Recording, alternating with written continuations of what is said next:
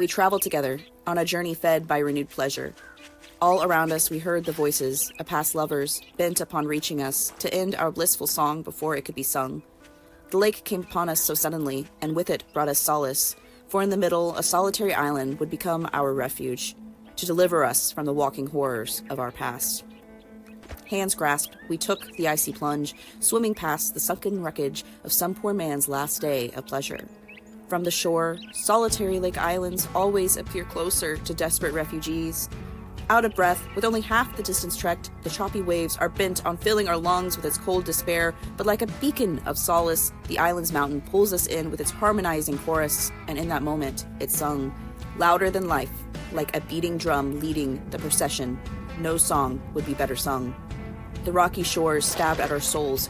Shards of broken glass glittered as we lumbered past. Now upon us, this mountain, which stood taller than any giant, would provide some solace, whose final breath gave us life, and that we would strip its bones and take no pleasure, and build us a castle of rock and stone to shield us from the world that has been torn and bent.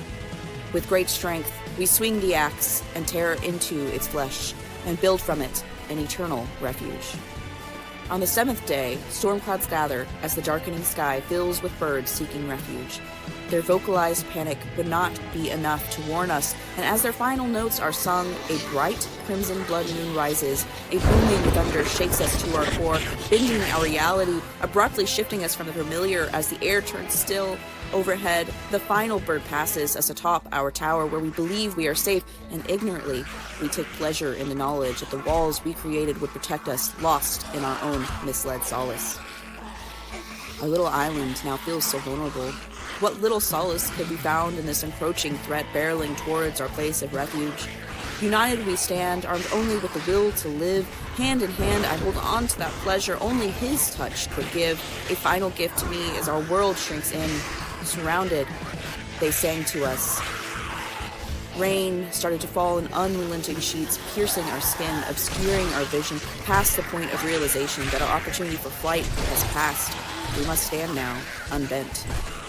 As the moon passes the sun in its ritual exchange, and rays of light bend the shape of the horizon that cast deep shadows upon our final place of solace, the world becomes alive again. And in the wake of what has passed, the silence that holds the space of our island refuge is louder than any storm that has yet to sing, for nothing could bring us more pleasure than that of our journey, bent on leading us to this refuge. Past the wreckage, those who followed would hear us sing, our final night, embracing the solace, surrendering to life's greatest pleasure.